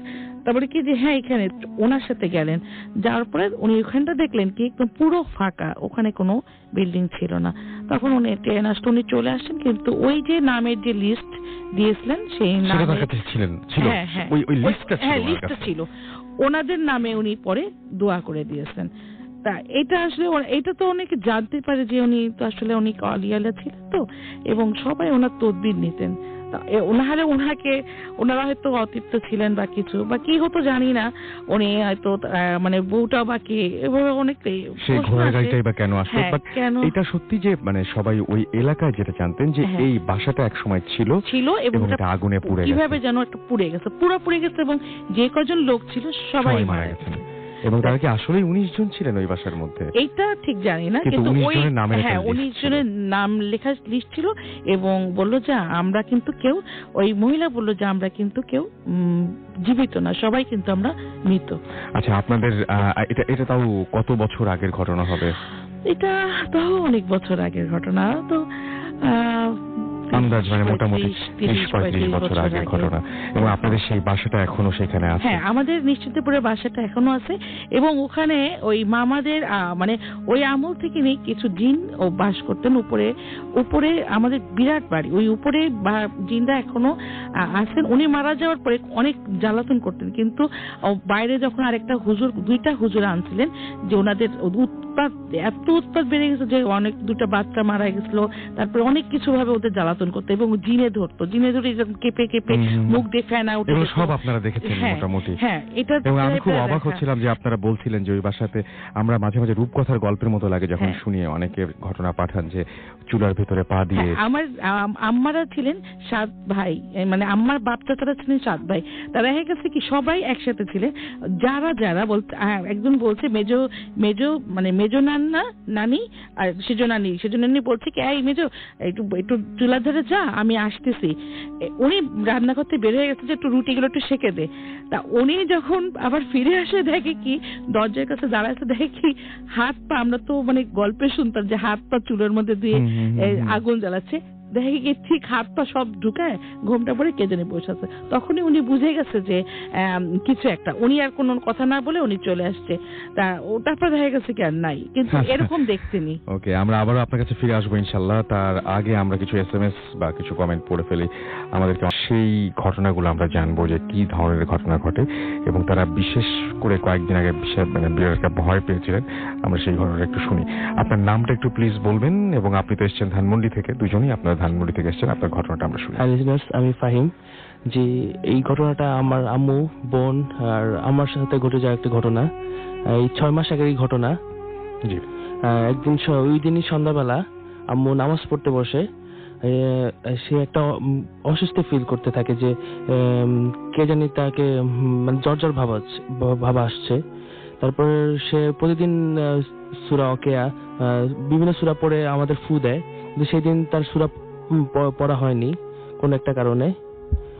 তারপরে সেই দিন সে অনুভব করে যে তার পিছনে কে জানি দাঁড়িয়ে আছে। তারপর সে আমাকে ডাক দেয়, সে বলে এই রুমে কেউ আসছিল কিনা। আমি বললাম না, কেউ আসেনি। ভাইয়াকে জিজ্ঞেস করতে বললাম, কিন্তু সে বললো কি আমি আসিনি। তারপর ওই দিনই আব্বুর খুব মাথা ব্যথা ছিল, সে 9টার দিকে ঘুমিয়ে পড়ে মাথা ব্যথার কারণে। তারপরে রাত 11টার দিকে সে ঘুম থেকে আম্মুকে ডাকতে থাকে। আম্মু ছিল ভাইয়ার ঘরে, আর ভাইয়ের ঘরে ছিল। তখন সে আম্মু আসে, বলে ফাহিম পেপার নিয়ে কি করছে। তখন আম্মু বলে ফাহিমের রুমে পড়ছে, ও পেপার নিয়ে কিছুই করছে না। তারপরে ওই দিনই খাওয়া দাওয়া করে আমরা 1টার দিকে ঘুমিয়ে পড়ি। আর ভাইয়া অসুস্থতার কারণে সে এক রুমে শোয়, আর আব্বু না থাকলে আমি ফ্লোরিং করি, আর আম্মু আর আপু আম্মুর রুমেই খাটে শোয়। আচ্ছা। আর ফ্যানটা এক পাশে হওয়ার কারণে আমরা খাটের পাশে একটা ছোট টেবিল ফ্যান রাখি। 1টার দিকে আমরা ঘুমিয়ে পড়ি। হঠাৎ একটা শব্দ শুনে আপু আর আম্মু উঠে যায়। কিছু সময় পরেই তারা কাঁপতে শুরু করে, যেরকম কারেন্ট শক দিলে যেরকম হয়। তারা কাঁপতে থাকে এবং চিৎকার করতে থাকে। আর তারপরে আপু একদম নিস্তেজ হয়ে যায়। আম্মু একই অবস্থা হচ্ছে, কিন্তু আম্মু চিন্তা করতে যে আমার মেয়েকে আমি যদি খাট থেকে না নামতে পারি আমরা বাঁচতে পারবো না। সে পুরোপুরি মনে হচ্ছে যে মানে ইলেকট্রিক শক খেলে যেরকম হয় সেই ব্যাপারটা সেরকম হচ্ছে। আপুকে সে আপুর হাত ধরে টান দিয়ে আমার উপর পড়ে যায়। আমি যেহেতু ফ্লোরিং করি, আমার ঘুম ভেঙে যায়। আমরা 3 জনই একসাথে দেখতে পাই যে একটা আগুনের গোলা মানে ব্লাস্ট হলে যেরকম হয়, মানে পুরো রুমটা ছড়াই গেল। ছড়ে যায় খাটের পাশে পিছনে জানলা ছিল, জানলা দিয়ে বের হয়ে গেল। ওই দেখে আমরা পুরো ভয়ে অনেকক্ষণ জড়ো হয়েছিলাম। আম্মু বলল, আমি সাহস করে দেখতেছিলাম যে কারেন্ট হয়েছে, ক্ষতি হতে পারে, আমি উঠে লাইট জ্বালাই। কিন্তু আম্মু বললো না, উঠতে দিল না, বাধা দিল, বললো কারেন্ট হয়ে গেছে, তুমি উঠো না। আমি বললাম পুরো ঘরটাই মনে হচ্ছে যে একদম যেখানে হাত দেব সেখানেই শর্ট খাবো। আমি বললাম খাট কারেন্ট হওয়ার কোনো প্রশ্নই আসে না, এটা কাঠের। আর আমি মেঝেতে হাত দিলাম, বলে কোনো সমস্যা নেই, আমি উঠে লাইট জ্বালাই। আর আমার মাথায় একটাই চিন্তা ছিল যে ভাইয়া রুমে একা, সে ঠিক আছে তো। ওই চিন্তা করে আমি সাহস করে উঠে লাইট জ্বালাই, কিন্তু দেখলাম কারেন্ট হওয়ার কোনো স্কোপই নাই। আর সবচেয়ে আশ্চর্য বিষয় যে ছোট টেবিল ফ্যানটা ছিল, ওই টেবিল ফ্যানে পাখা নেই, আর সামনের যেই খাঁচাটা থাকে ওই খাঁচা নেই, আর পাখা আটকানোর জন্য যেই স্ক্রুটা থাকে ওটা সহ ফ্যানটা ঘুরছে। এটা দেখে খুব আশ্চর্য লাগে। তারপরে সামনে যেয়ে দেখি কি একটা কোনায় খাঁচা সহ ভাঙা পাখাগুলো এক যে জড়ো করে রাখা, মনে হচ্ছে কে জানি সুন্দর করে গুছিয়ে জড়ো করে রেখেছে। তারপরে আমি ফ্যানটা বন্ধ করি।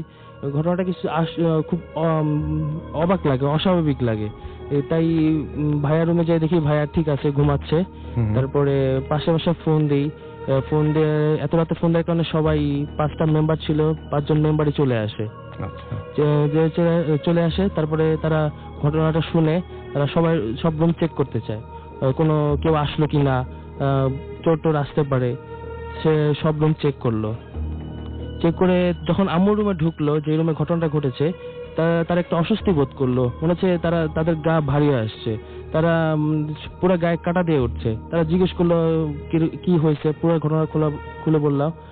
তারপরে তারা বললো এই রুমে আপনারা শুয়েন না, আপনারা অন্য রুমে শোন, আর আমরা কেউ থাকবো কিনা।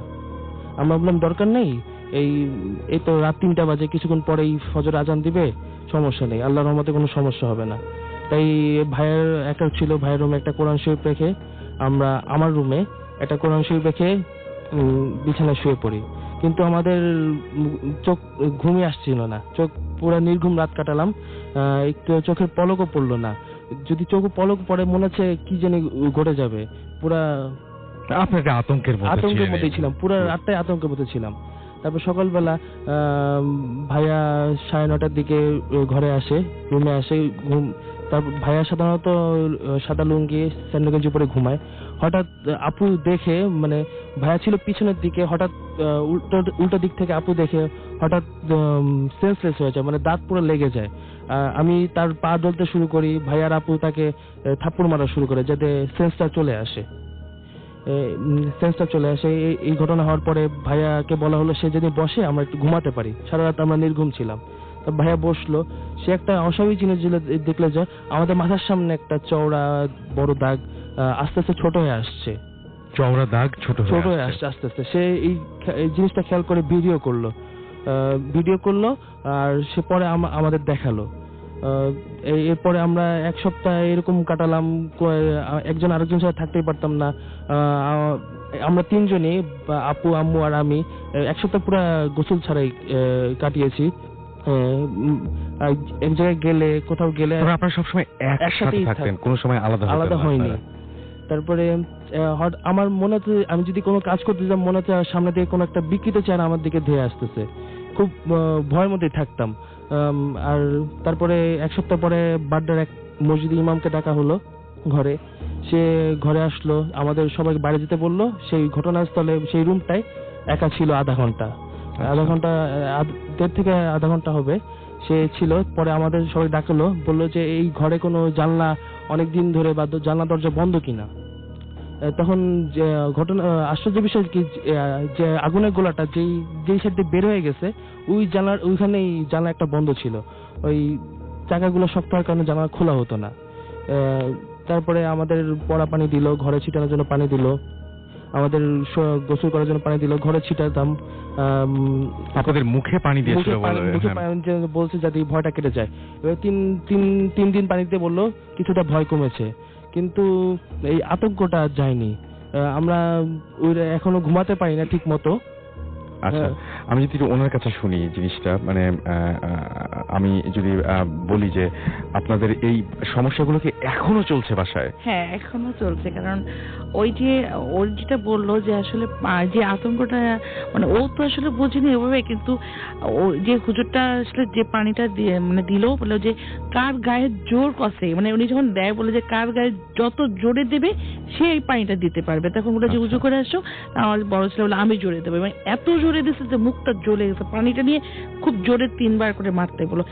ওর পরে থেকে মনে হলো যে না, আমাদের চোখের সামনে যে একটা ভয়ঙ্কর ভাবটা ওটা চলে গেছে। আপনারা কি মানে বাসার মেম্বাররা অনেক সময় অস্বাভাবিক, এই যে আগুনের গোলা দেখেছেন, এছাড়া অস্বাভাবিক কিছু চোখে পড়ে আপনাদের? অস্বাভাবিক কিছু চোখে পড়ে না, কিন্তু আমাদের যে বাসার একটা আছে যে কোনো ঘড়ি ঠিক থাকে না, আর মাঝে মাঝে ঘড়ি ঠিক থাকে না। ব্যাপারটা কিরকম? ঘড়িটা দেখা গেল কি, ঘড়ি আমরা আনলাম কিনে, একটা বাসায় তো ঘড়ি, দেয়াল ঘড়ি থাকবেই, বা যে কোনো একটা ঘড়ি থাকবে, টাইম তো দেখাই লাগে। সেই ঘড়িগুলো দেখা গেল কি একদিন চললো বা 2 দিন চললো, তারপরে অটোমেটিক উল্টো পাল্টা টাইম বন্ধ হয়ে যায়। দেখা গেল কি হাত ঘড়ির ক্ষেত্রে হয়, হাত ঘড়ির ক্ষেত্রে হয়। যেমন আমার বোনটা মাঝে মাঝে খোলা টোলা আসলে পরীক্ষার সময় আসে, দেখা গেল কি সে ঘড়িটা খুলে রাখছে, দেখা গেল টাইম সে ঘড়িটাই বন্ধ, মানে সে ঘড়ি নিতে পারে না যে যাবে, যে পরীক্ষা দিতে যাবে তার কোনো ওয়ে থাকে না।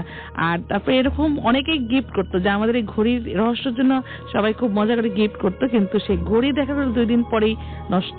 তারপর আমার বোন একটা দিচ্ছিল ডিজিটাল ঘড়ি, যেটা কারেন্টে দিয়ে রাখলে চলবে, সেইটাও 2 দিন পরে ওইটাও নষ্ট হয়ে গেছে। কিন্তু তারপরে এই তো আসি। আর আমাদের দেখা গেল কি মাঝে মাঝে মনে হয় কি আমাদের একটা লেদার চেয়ার আছে, কে জানে চেয়ারের উপর বসলে যে একটা কচকচ করে আওয়াজ হয়, ওই আওয়াজটা মানে হয়। আর উঠে গেলেও যে একটা আওয়াজ বুঝি, সেটা বোঝা যায় একজন কেউ উঠে যাচ্ছে। আর মানে কেউ রাত্রে ভালো লাগে কি ফ্রিজটা কেউ টান দিয়ে খুললো, এরকম আমরা দেখিনি যে খুলছে, কিন্তু বোঝা যাচ্ছে যে খুলছে বা বন্ধ করছে।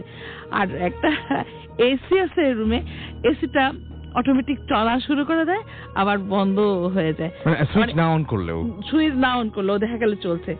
আর টিভি বন্ধ করে তো শুয়েছি, এর মধ্যে একদিন টিভি বন্ধ করে শুয়েছি, আমার বাচ্চারা বলছে না তুমি ভুল করছো, হয়তো কোনো না বন্ধ করছি, দেখি অটোমেটিক টিভি চলতেছে রাত্রির বেলা। আমার ঘুম হয় না ওই রুমে থাকলে, আমরা সবাই মিলে যদিও শুয়ে থাকি কিন্তু ঘুম হয় না, চারিদিকে রাত্রে লাইট জ্বালায় রাখি। আর মানে শুতে একটা অস্বস্তি, মানে মনে কি কে যেন একটু চোখ বন্ধ করলাম যে কে দৌড়াদৌড়ি করছে ঘরের ভিতরে, আর সবসময় গাটা ভার হয়ে থাকে। আর আমার মেয়ে যখন আগে শুতো আমরা তো বুঝতাম না, কারণ বাসা তো কোনো সময় অস্বাভাবিক কেউ চিন্তাই করে না। আর আমরা যেখানে কারেন্ট আছে, দৌড়াদৌড়ি হচ্ছে, আমরা তো এগুলো চিন্তাই করবো না যে কোনো অস্বাভাবিক, কিন্তু এটা হয়।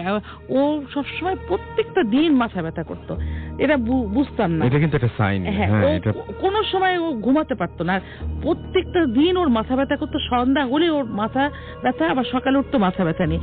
এরপরে ওই যখন ওই ঘরটা ছেড়ে দিল, মানে আমরা অন্য ঘরে শুতাম, এখন আমার বড় ছেলেটা নাই, ও বাইরে থাকে এখন, ওই ঘরটায় আমরা এখন সবাই মিলে, ওর বাথরুমটা, আর আমাদের বাথরুমটা ছিল বারান্দার সাথে, জানলা, বাথরুমে যে একটা জানলা থাকে বারান্দার সাথে, যার ধরুন আমরা কেউ বারান্দায় দাঁড়ায় থাকতাম, এদিকে লাইট জ্বালাতাম, বারান্দায় লাইট জ্বালাতাম, আর ও বাথরুমে কেউ গেলে তখন ওই বারান্দা দিয়ে জোরে জোরে কথা বলতাম, দৌড়াদৌড়ি করতাম, আর কেউ বাথরুমে ঢুকতো, তাছাড়া কেউ সাহস পেত না।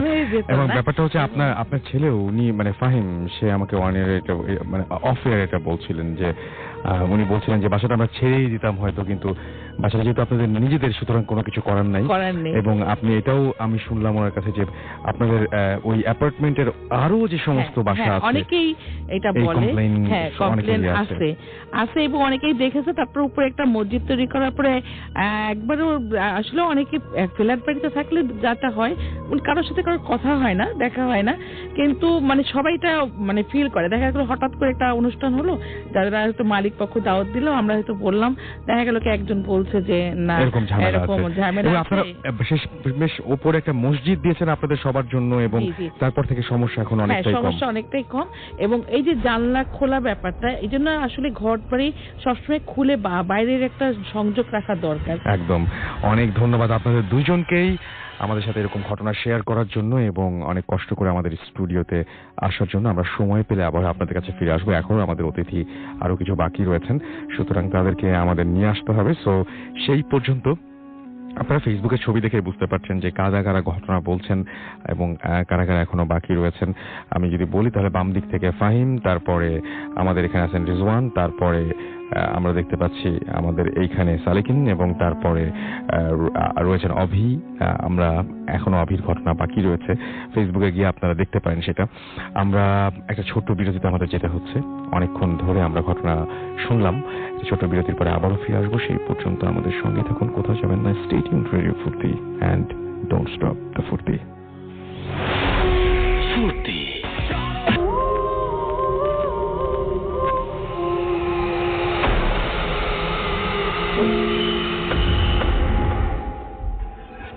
ভাবুন তো একটা বাড়ির কথা, আপনার বাসাটার কথা, যে বাসাটায় আপনি এখন যদি এই মুহূর্তে আপনি ঘরে থাকেন, তাহলে আপনি একবার আপনার ঘড়ির দিকে তাকান, দেখেন ঘড়িটা ঠিক আছে কিনা। আপনি যদি এই মুহূর্তে গাড়িতে থাকেন তারপরেও বলবো যে আপনি আপনার ঘড়ির দিকে তাকান, একটু খেয়াল করুন যে মাথাটা ব্যথা করছে কিনা। যদি এরকম কোনো কিছু না থাকে তাহলে আপনি বেঁচে গেছেন, বেশ ভালোই আছেন। কিন্তু যারা এইরকম সময় কাটাচ্ছেন তারা খুব ভালো নেই, এটা তো বুঝতেই পারছেন। সো যারা সমস্যার মধ্যে থাকেন তারাই, যারা আগেও এসছেন, সুতরাং পরিচয় দেওয়ার সমস্যা নেই, পরিচয় দেওয়ার দরকার নেই। আমরা সরাসরি তার ঘটনায় যাব। আপনার ঘটনাটা কোথায় ঘটেছিল আমাদের একটু প্লিজ বলেন। আসলে ভাই এই ঘটনাটা ঘটেছিল সিলেটে। ওকে, আমরা শুনি ঘটনা। হ্যালো এভরিওয়ান, আমি মারুফ শুভ, মিরপুর থেকে এসেছি। আজকে আপনাদের সাথে আমি যে স্টোরিটা শেয়ার করব সেটা আমার এক সিনিয়র ভাইয়ের কাছ থেকে শোনা। ঘটনাটা ঘটেছিল সিলেটে। তো সে আমাকে যেভাবে স্টোরিটা বলেছে আমি আপনাদের সাথে ঠিক সেভাবে শেয়ার করছি। আমরা গ্রামীণ ফোনের বন্ধু গ্যারেজের সাথে একটা সাইকেল রাইডে গিয়েছিলাম এক্সট্রিম ট্রেনে। তো সেখানে যাওয়ার পর জায়গাটাকে কোনো কিছু নাম বলবো না প্লিজ। বন্ধু গ্যারেজ থেকে আমাদেরকে যেখানে রাখা হয় একটা কটেজে রাখা হয়। তো আমরা তারপরে সেই কটেজে যে কেয়ারটেকার তাদের সাথে আমাদের পরিচয় হয়, তার নাম হচ্ছে প্রফুল্ল দেব বর্মা। সে আমাদেরকে যেটা বলে যে আপনাদেরকে এমন একটা জায়গায় নিয়ে যাব আজকে সন্ধ্যার পর আপনার রাইড দিয়ে আসলে, যে সেখানে আপনার অনেক, আমার মনে হয় যে আমরা নাম, জায়গার নাম, প্লেসটা কোনো কিছু না বলি। জি জি, একটা জায়গা দেখাতে নিয়ে যাব যেটা টি গার্ডেনের ভেতরে, যেখানে হিন্দুরা পূজা করে। আর সেখানে আপনার অনেক টাইপের জিনিস দেখতে পারবেন যেগুলোকে আপনারা ভূত বলেন। তারপর আমরা এই জিনিসটাকে ফার্স্টে এতটা গায়ে লাগাই না। তারপর আমরা রাইডে চলে গেলাম। রাইডে গিয়ে সন্ধ্যার পরে সন্ধ্যার সময় যখন আমরা রাইড থেকে ফিরলাম, তখন আমরা সবাই যার যার রুমে রেস্ট করছিলাম। তখন মাজহারুল ভাই, বন্ধু গ্যারেজের একজন ভাই, সে আমাদেরকে মানে ডাক দিল, বলল যে ভূত দেখতে যাবা নাকি, চলো। পরে আমরা গেলাম। তারপরে আমরা কটেজ থেকে একটা মাইক্রোবাস করে আমরা 7 জন ছিলাম। তারপর প্রফুল্লদাকে নিলাম। তারপর আমাদেরকে সে মানে গাড়ির ভিতরে ঢুকে একটা ম্যাচ বক্স থেকে কাঠি, প্রত্যেক সবার হাতে একটা করে কাঠি দিয়ে দিল আর বলল যে এটা কাছে রেখেন, কোনো প্রবলেম হবে না। আর আমি এই গাড়িটাকে বাছাই করে দিয়েছি। তো আমরা রওনা হলাম। একটা টি গার্ডেনের ভেতর দিয়ে আমরা যাচ্ছিলাম। তো আমরা যখন যাচ্ছিলাম তখন প্রফুল্লদা আমাদেরকে একটা জায়গায় দাঁড় করালো। দাঁড় করিয়ে সে আমাদেরকে বলল যে ডান দিকে একটু তাকিয়ে দেখেন, কিছু দেখতে পান নাকি ওই বট গাছটার মধ্যে। তারপর আমরা সবাই ডান দিকে তাকালাম, তাকিয়ে দেখলাম যে দুই সাইডে অনেক উঁচু উঁচু টিলা ছিল আর চা বাগানের সারি, আর মাঝখানে একটা খোলা মাঠ, আর খোলা মাঠের মধ্যে একটা বিশাল বট গাছ ছিল। আর বট গাছটা অনেক বড় ছিল আর ওর শাখা প্রশাখা অনেক ছড়ানো ছিটানো ছিল। তো আমরা এই জিনিসটা দেখার পরে আমি একটু অবাকই হলাম যে বট গাছটা একটু গ্লো করছিল। তখন এটা দেখে আমি একটু অবাক হলাম। তারপর প্রফুল্লদা বলল যে আপনারা কিছু দেখতে পেয়েছেন কিনা, পর আমরা বললাম যে না। তারপর সে বলল যে তারা ওইখানেই আছে, ওই গাছের উপরে বসে আছে। তো তারপর আমরা গাড়িটা নিয়ে সামনে গেলাম। সামনে যাওয়ার পরে প্রফুল্লদা আমাদেরকে এবার বাম দিকে তাকাতে বললো। তারপরে আমাদেরকে পরে আমরা তাকিয়ে দেখি যে একটা সিমেন্টে বাঁধাই করা একটা জায়গা, আর সেই জায়গাটার পিছে অনেক ঘন গাছপালা ছিল। তো প্রফুল্লদা আমাদের তখন বলল যে এখানে অনেক আগে একটা স্নেক থাকতো, যার হাফ মানুষ আর হাফ স্নেক ছিল। তো আমরা ফার্স্টে জিনিসটা বিলিভ করিনি। তারপর আরো বলল যে এখানে সকালবেলা পূজা করা হয় আর এই জায়গাটা অনেক খারাপ, এখানে রাতের বেলা মানুষ আসতে পারে না। তো এইসব কথা শুনে আমরা তারপর আমি যেটা লক্ষ্য করলাম যে ওই মন্দিরটার পাশে একটা গাছ ছিল, গাছের গোড়ার মধ্যে একটা জিনিস মানে নিচের দিকে এরকম ঝুলানো ছিল। তো আমি ফার্স্টে জিনিসটাকে মনে করলাম যে এটা শিকড় হবে। তো আমরা সেই জিনিসটা পরে দেখি জিনিসটা মুভ করতেছে। এটা দেখে আমি একটু ভয় পেয়ে গেলাম। তারপর আমরা গাড়িটাকে নিয়ে সামনে গিয়ে ইউ টার্ন নিয়ে আমরা দাঁড়িয়েছিলাম। প্রফুল্লদা বললো এখানে দাঁড়িয়ে আমরা ঠিক করছি না। তারপরে প্রফুল্লদা কিছুক্ষণ পরেই মনে হলো গাড়িটার ভিতরে হাওয়া শূন্য হয়ে গেল আর আমাদের কানে একটা চিকোর শব্দ আসলো।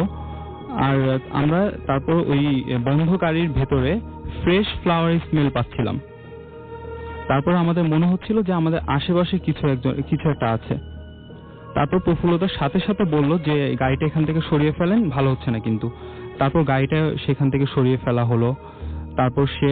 তারপর আমরা একটু সামনে গেলাম, সামনে গিয়ে একটা উঁচু একটা হার্টের মতো ছিল। তার প্রফুল্লতা আমাদের বললো যে উপরে আপনারা কোনো কিছু হার্টটার উপরে কিছু দেখতে পাচ্ছেন নাকি দেখেন। তারপর আমরা ওই হার্টটা, এবার আমরা আমাদের বেস পার্টটা দেখলাম। আমরা হার্টের উপর দেখলাম একটা মানুষ টাইপের একটা কিছু বসেছিল, তার হাতের মধ্যে কিছু একটা ছিল। এটা দেখার পরে আমার মাথাটা গরম হয়ে গেল, আর আমার সারা শরীরে গুজবাম্পস আসলো।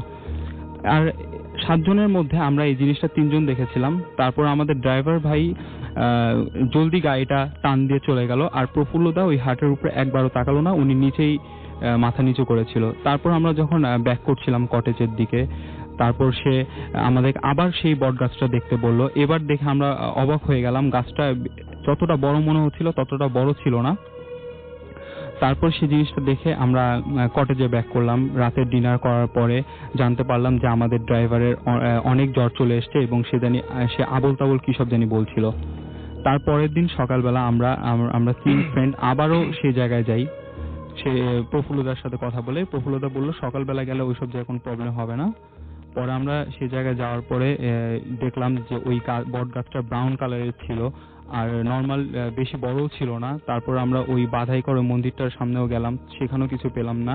আর ওই শিকড় টাইপের ওইটা লম্বা যেটা ঝুলেছিল রাত্রে যেটা দেখেছি ওই টাইপেরও কিছু ছিল না।